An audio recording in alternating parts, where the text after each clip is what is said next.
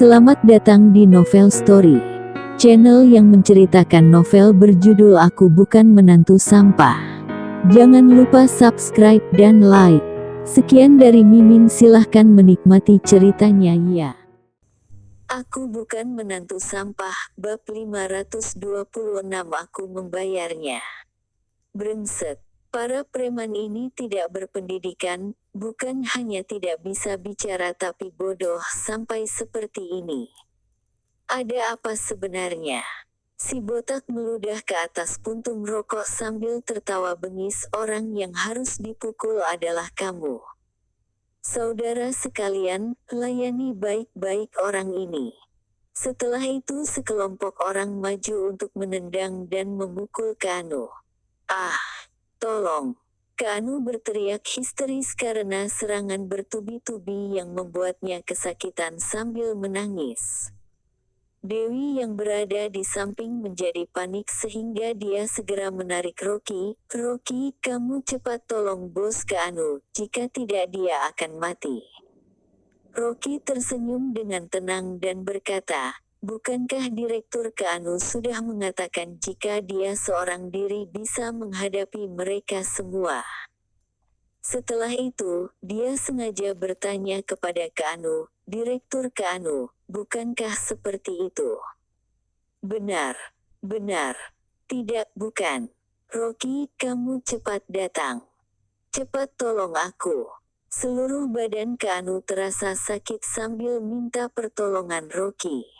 Wajahnya bengkak karena dipukul. Jika begini terus maka nyawanya akan hilang. Tanpa diduga Rocky menggelengkan kepalanya dan berkata, Direktur Kanu, aku takut mati. Kamu adalah seorang pendekar, maka kamu sendiri bisa menghadapi mereka. Kanu baru mengangkat kepalanya tapi ditendang lagi sehingga dia berteriak kesakitan. Rocky, aku salah tadi. Kamu cepat tolong aku, jika tidak, aku akan mati. Kamu adalah pendekar, kamu saja yang maju. Rocky berkata. Kanu marah sehingga mengumpat. Rocky bahkan tidak peduli dengannya seolah-olah sedang menikmati pertunjukannya. Apakah dia sengaja mau melihatnya mati? Dewi sangat panik melihat Kanu berlumur darah dan segera mengeluarkan ponselnya. Kalian cepat hentikan, jika tidak maka aku akan lapor polisi. Tunggu. Rocky menahannya sambil berkata kepada Kanu, jika kamu tidak ingin mati dipukuli maka lebih baik kamu katakan dengan jujur apa yang telah kamu lakukan. Dewi kaget lalu melihat Kanu penuh curiga sambil meletakkan ponselnya dengan ragu. Dia tahu jika Rocky bukan seorang yang berhati kejam. Kanu kaget dan terlihat ketakutan. Apakah Rocky mengetahui rencananya? Tidak mungkin.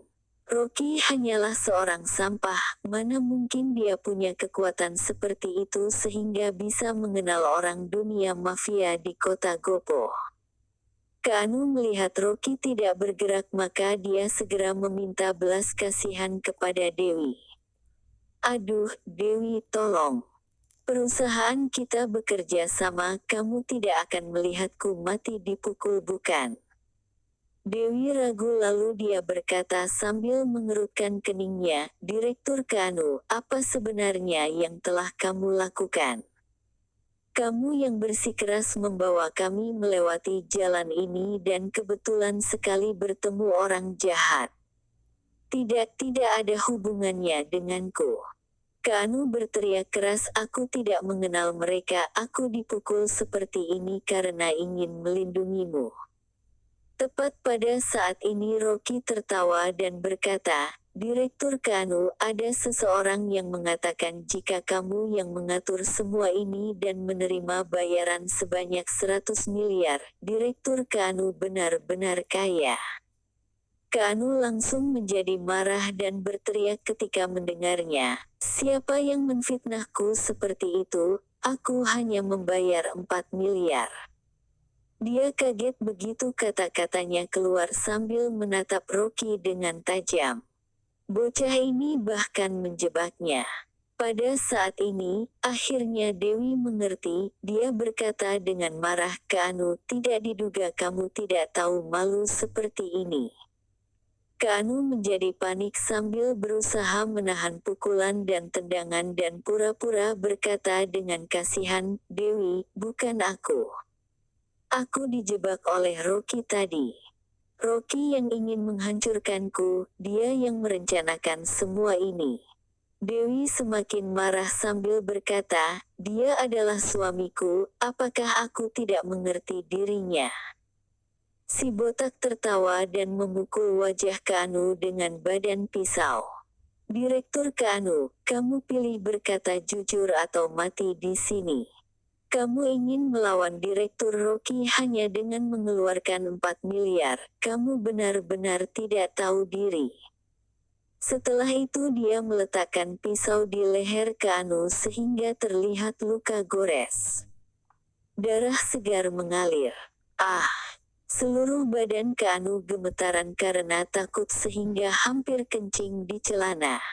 Biasanya dia yang membereskan orang, mana mungkin dia menyangka dirinya akan seperti hari ini. "Direktur Kanu, kamu mau mengatakannya atau tidak? Kami tidak mau bekerja lagi karena uangnya kurang." Si botak memukul wajah Kanu dengan badan pisau dengan kejam. Kanu berteriak, "Kalian bunuh Rocky maka aku akan membayar kalian 100 miliar. Dewi berteriak marah, "Kanu, apakah kamu mengakuinya sekarang?" Kanu terlihat menyedihkan sambil menyeka darah di wajahnya dan tersenyum dingin, "Memangnya mengapa jika aku mengakuinya?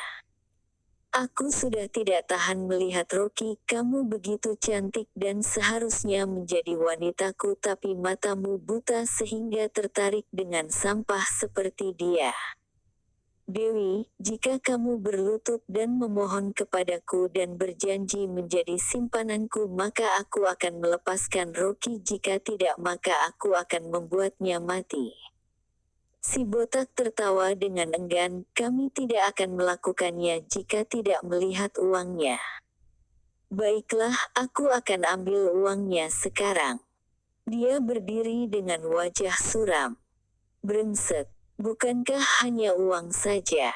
Dia hari ini harus membuat Rocky menjadi cacat." Kanu tertawa sambil menelepon ayahnya. "Ayah, apakah kamu sedang berada di kantor? Cepat datang ke sini, sekalian bawa sejumlah uang." Ekspresi wajah Dewi berubah dan melihat para preman menutup jalannya, dia segera berkata dengan dingin, "Jika kalian mau uang maka aku akan membayar kalian 200 miliar, lepaskan aku dan suamiku." Si botak tertawa, "Direktur Kanu, sekarang ada yang membuka harga 200 miliar, maaf kami tidak bisa mendengarkanmu." Kanu segera berteriak, "Aku akan membayar 300 miliar. Bunuh Rocky. 600 miliar, lepaskan suamiku." Dewi berkata tanpa ragu sambil dan dingin, "Kanu, tidak diduga kamu lebih hina dari yang aku bayangkan. Kontrak kita batal." "Haha, Direktur Dewi, aku ingin lihat kamu sebenarnya punya berapa banyak uang untuk melindungi suamimu." Kanu berkata dengan dingin. Tiba-tiba dia berteriak, "Aku bayar 2 triliun. Kalian bunuh Rocky. Kamu." Wajah Dewi berubah dan dia marah sambil menggertakkan giginya, "Kanu, kamu sudah gila." Mata Kanu penuh darah sambil tertawa kejam, "Dewi, kamu tidak mungkin bisa mengeluarkan uang yang lebih banyak lagi, aku ingin lihat bagaimana kamu menyelamatkan suamimu. Jika kamu bercerai dengan suamimu sekarang dan menjadi kekasihku dengan patuh maka aku akan membiarkan mayatnya utuh. Kamu tidak tahu malu." Dewi berteriak, "Aku juga tidak akan melirikmu meskipun di dunia ini hanya tersisa kamu seorang."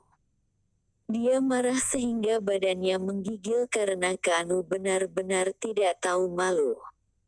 Dewi berusaha terlihat tenang tapi sebenarnya hatinya sangat panik.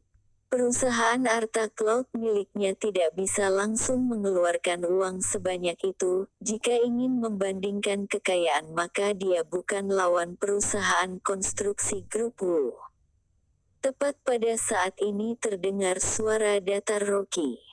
Aku akan mengeluarkan sedikit uang untuk membeli nyawa Keanu. Aku bukan menantu sampah. Bab 527 Janda Hitam. Brengsek. Ekspresi Keanu berubah dan tertawa jahat. Rocky, sudah sampai tahap seperti ini tapi kamu masih berani membandingkan dengan diriku. Aku beritahu kamu, orang yang punya uang akan menjadi penguasa di dunia ini. Setelah itu, dia mengayunkan tangannya lalu berteriak, maju. Siapa yang bisa membunuhnya maka aku akan memberinya 2 triliun. Sekelompok preman maju sambil berteriak. Keanu terlihat bangga sambil menatap Rocky dengan tajam. Rocky, aku ingin melihat kamu mati hari ini. Dia belum selesai bicara. Sebuah tendangan langsung membuat Keanu meluncur ke arah ke tembok. Keanu baru sadar ternyata para preman itu sedang bergegas ke arahnya sambil menendang dan memukulinya. Pipa baja mengenai wajahnya sehingga Keanu berteriak, 2 giginya berdarah dan lepas. Ah! Dia berteriak kesakitan sambil berkata, apakah kalian semua gila? Aku mengatakan, akan memberikan 2 triliun. Si botak menamparkan wajahnya sambil tersenyum dingin, kamu pikir apa itu, 2 triliun mau membeli nyawa guruku? Sampah sepertimu bahkan tidak pantas membawakan sepatu guruku. Keanu berteriak sambil menutupi wajahnya dan bertanya, siapa gurumu? Nama guruku tidak berubah dan dia adalah Direktur Rocky yang gagah yang tidak ada tandingannya di dunia ini. Mata Keanu hampir lepas. Dia adalah gurumu. Jika begitu Benu. Si botak tertawa lalu menamparnya lagi. Benu, kamu kasih tahu dia, siapa aku. Benu menghampirinya dengan hormat dan berkata, kakak kamu adalah bosku. Gurumu tentu saja kakek guruku. Meskipun memberiku sebuah gunung emas tapi aku tetap tidak akan mengkhianati guru. Setelah itu, Benu memerintahkan para anak buahnya untuk berlutut di depan Rocky. Kakek guru, istri kakek guru, kami telah kurang ajar tadi, mohon kakek guru jangan marah. Sekelompok pemuda kekar berlutut di jalan. Jangankan Dewi bahkan Rocky juga kaget.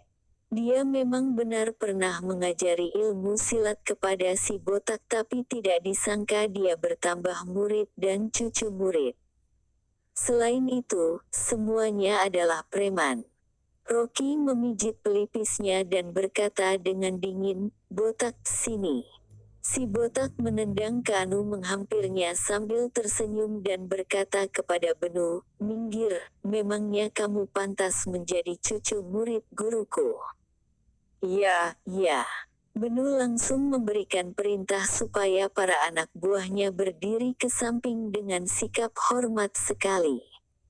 Si botak segera tersenyum dan berkata, guru, aku adalah ketua kelompok Mad Tiger dan orang-orang ini adalah anak buahku. Kemudian orangnya terlalu banyak sehingga aku menyuruh mereka ke kota Gopo. Siapa tahu para bajingan ini mau mencelakaimu demi uang. Aku akan memberi mereka pelajaran nanti.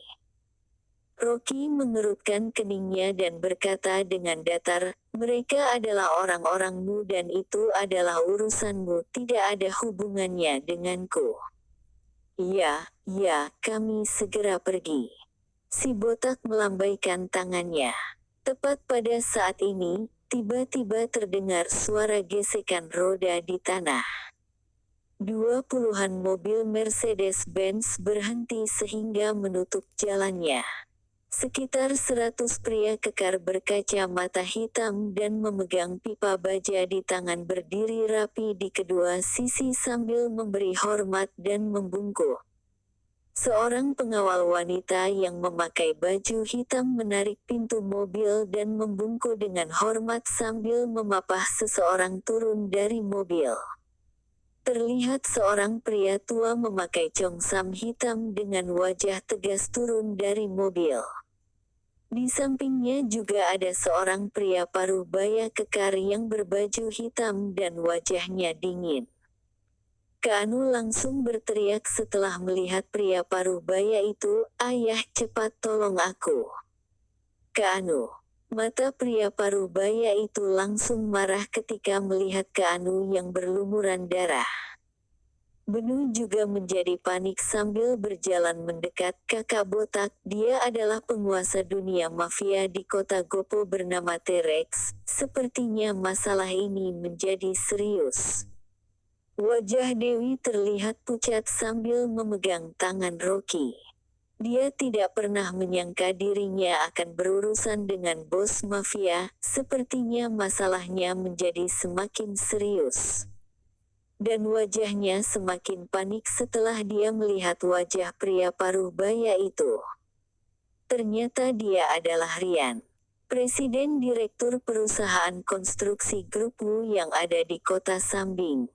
Katanya Rian paling sayang dengan anak ini. Menurut cerita, pernah suatu kali Keanu mabuk dan berurusan dengan seorang bos besar dan memukul orang terlebih dulu, tapi akhirnya Rian membela anaknya sehingga langsung mengambil ahli perusahaan orang itu sehingga membuatnya bangkrut dan melarikan diri ke luar negeri.